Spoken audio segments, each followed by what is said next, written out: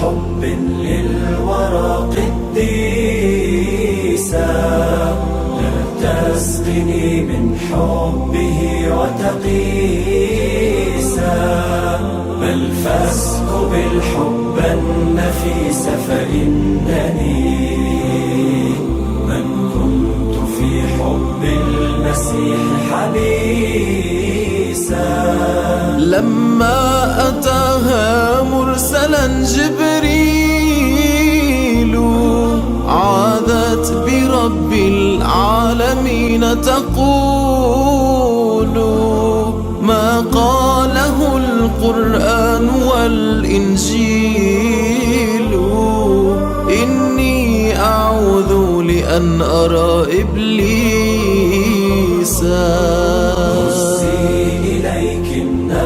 ترويك السماء قربا وحبا إثره رطب هما. لا تحزني أمي ألا فاسمع لما قال المسيح لأمه تأنيسا. هزي إليك النخلة تعطي جنيا قولي فلست نسيه المنسيا. ها رزق ربي واسألوا زكريا أنا مريم طهر وهذا عيسى. يا هديه نور على درب صحيح في مهده يتكلم القول الفصيح. يا كلمة من ربه أنت المسيح لم تسمع العذراء منك حسيسا. الله ربكم وربي واحد وبإذنه أحيي الورى وأساعد. من لي على المرضى وللأعمى يدور إني رفعتك لم تمت يا عيسى.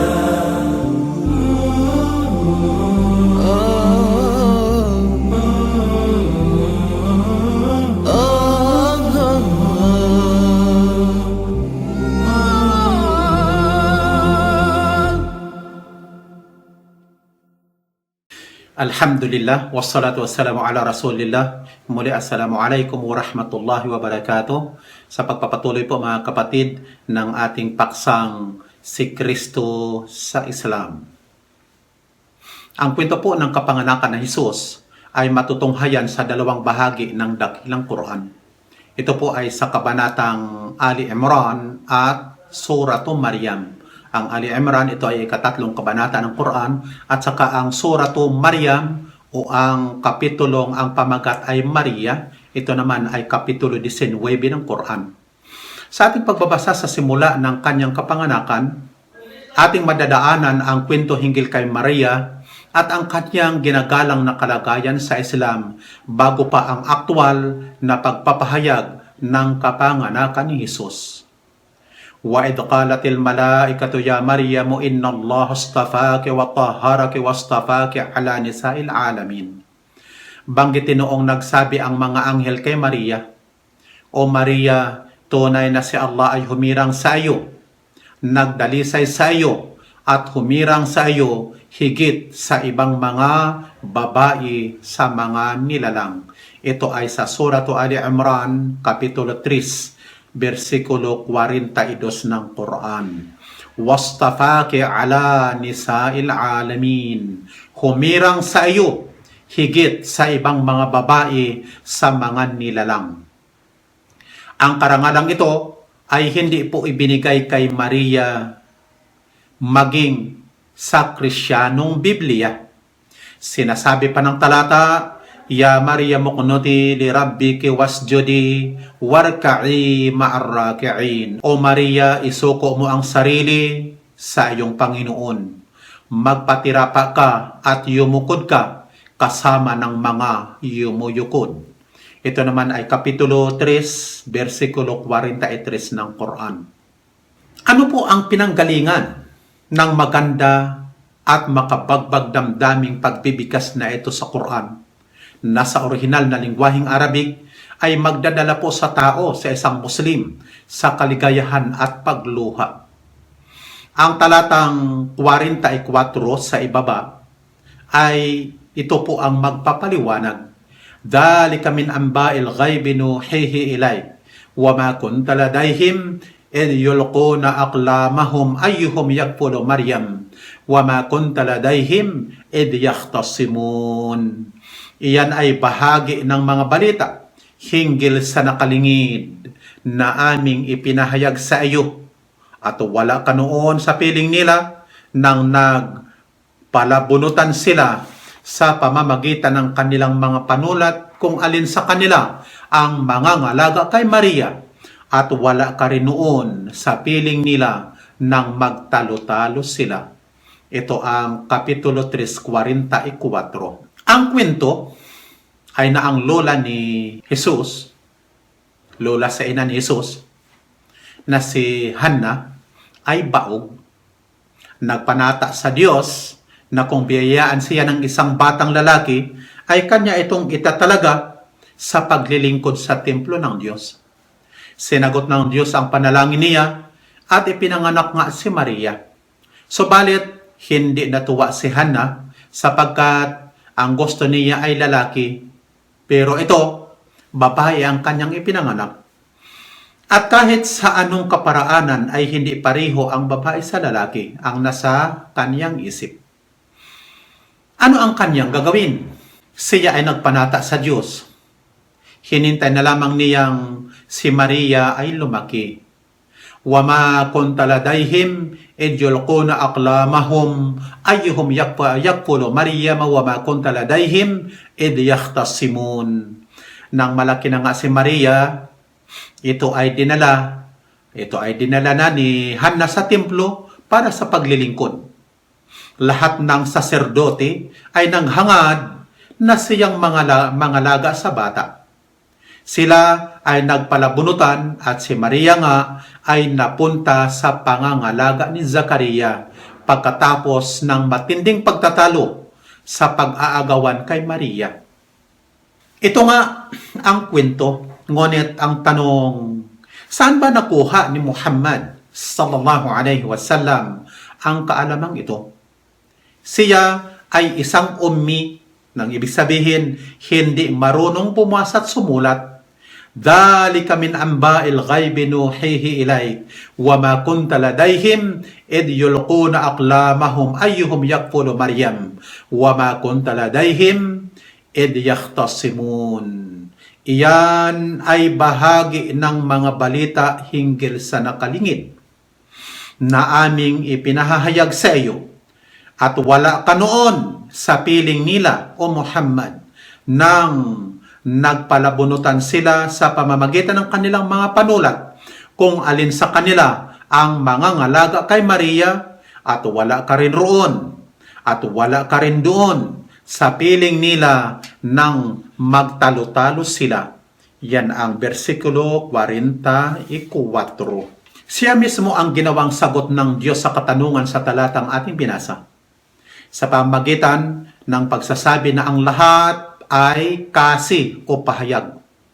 Hindi. Iyan po ang sasabihin ng isang sumasalungat. Iyan ay sariling katha lamang ni Muhammad. Kinopya lamang niya ang kanyang pahayag sa mga Hudyo at Kristiyano. Ang mga Muslim ay sumasampalataya ng walang alinlangan na ang Quran ay salita ng Diyos. Ipagpalagay po natin kahit saglit man lang ang katwiran ng mga kalaban ni Muhammad sallallahu alaihi wasallam na siya nga ang sumulat nito. Makakaasa tayo ngayon ng ilang tulong mula po sa mga di-Muslim. Tanungin ang kumukontra dito. Mayroon ka bang alinlangan na si Muhammad ay isang Arabo? Sa tanong na ito, ang mangmang lamang ang mag-alinlangang sasang-ayon. Sa usaping ito, wala na pong pagtatalo mga kapatid. Bilang isang taong may isip at nag-iisip na ang Arabo na ito, ang kinakausap ay kapwa Arabo. Hindi siya nagsasalita sa Indianong Muslim, Chinong Muslim o Nigerianong Muslim. Siya po ay nagsasalita sa sarili niyang bayan, ang mga Arabo. Maniniwala man sila o hindi, kinakausap niya sila sa pamamagitan ng talata na ipinahayag sa kanya sa napakagandang salita na tumitimo sa kanilang mga puso't isipan na si Maria na ina ni Jesus na isang Hudyo ay hinirang ng Diyos higit sa ibang mga babae sa mga nilalang. Wastafaki ala nisa'il alamin. Yan ang nasasaad sa Quran. Nang ibig sabihin, at humirang sa iyo, O Maria, higit sa mga babae ng mga nilalang. Hindi ang sarili niyang nanay, hindi ang sariling asawa ng Propeta Muhammad sallallahu alaihi wasallam, anak na babae o sino pa mang ibang Arabyana, subalit isang Hudyo. May makapagpapaliwanag ba nito? Dahil po karaniwan sa tao na ang sariling nanay o asawa o anak ang uunahin bago pa ang iba. Bakit pinarangalan ng Islam ang isang babae na mula sa kanyang talaban, isang Hudyo, galing sa lahing nagmamaliit sa kanila ng higit na 3,000 taon, na kung saan magpahanggang ngayon, kanila pa ring minamaliit ang kanilang kapatid na Arabo, bagkos kanila itong pinagmamasakir, pinagpapatay. Mahigit kalahating siglo na nga nang naitatag ng mga Hudyo ang peke nilang estado ng Israel, patuloy pa rin ang kanilang pagmamasakir sa mga orihinal na mga Arabong naninirahan sa Palestina. Natutunan ng mga Hudyo sa kanilang Torah na ang kanilang ama na si Abraham ay may 2 asawa na sina Sarah at Hagar. Sinasabi nila na sila ay mga anak ni Abraham mula sa lehitimong asawa nito na si Sarah. At ang kanilang kapatid na mga Arabo ay mula naman sa alipin na si Hagar. Ito po ang dahilan kung bakit ang mga Arabo ay mababang lahi sa pananaw ng mga Hudyo. Kasi mula sa alipin at kapit ayon sa kanilang paniniwala. Kasi yan ang nasasaad sa kanilang Biblia. Ngayon, ano ang dahilan kung si Muhammad sallallahu alaihi wasallam ang may akda ng Quran? Bakit pinili pa niya ang isang Hudyo ng gayong mataas na parangal? Ang sagot po ay simple lamang. Wala po siyang mapagpipilian. Wala siyang magagawa at wala siyang karapatang magsalita ng sa sarili niyang kagustuhan. In huwa illa wahyu yuha. At ang ibig sabihin ng talatang ito sa Quran, ito ay kasi lamang na ikinasi sa kanya. Ito ay pahayag lamang na ipinahayag sa kanya. Hindi po siya nagsasalita ng sa sarili niya. Ang banal na Quran ay mayroon pong kabanata na pinamagatang Mariam o Maria bilang pagpaparangal kay Maria na ina ni Kristo Jesus alayhi salam. Muli, ang ganitong pagpaparangal ay hindi po matatagpuan sa Krisyanong kasulatan. Sa 66 na aklat ng Biblia ng mga Protestante at 73 na aklat ng Bibliang Romano Katoliko, wala ni isa na ipinangalan kay Maria o sa kanyang anak. Matatagpuan natin ang mga aklat na pinangalan kay Mateo, Marcos, Lucas, Juan, Pedro, Pablo at 2 pang hindi kilala na pangalan. Subalit ni isa ay hindi ipinangalan kay Maria.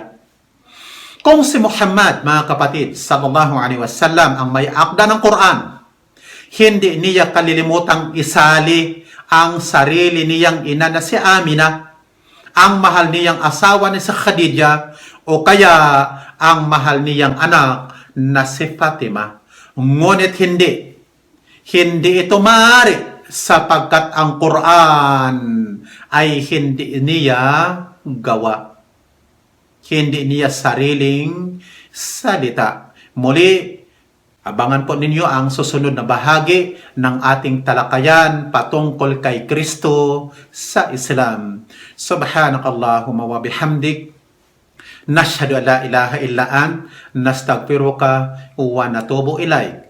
Wassalamu alaikum warahmatullahi wabarakatuh.